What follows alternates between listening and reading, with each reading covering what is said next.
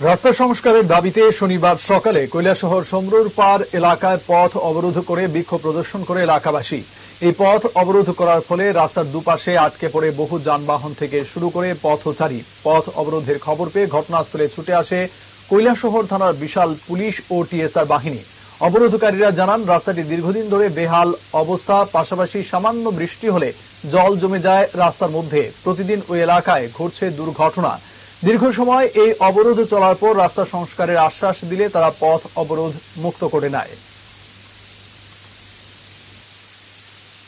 আমরা এই রাস্তাটা ঠিক হওয়ার লাগে, সাইডে একটা ড্রেন নাই, রাস্তা দিয়ে জল যায়, রাস্তা দেওয়া অবস্থা। আমরা প্রতিদিন একটা গাড়ি অ্যাক্সিডেন্ট হইতেছে, ডেইলি একটা না একটা গাড়ি অ্যাক্সিডেন্ট হইতেছে। এটা লাগে আমরা রাস্তা। কোন এলাকা এটা? এটা সমরুপার। কয় নম্বর ওয়ার্ড? এই রাস্তাটা কই গেছে? মূর্তিছড়ার দিকে কৈলাসহর।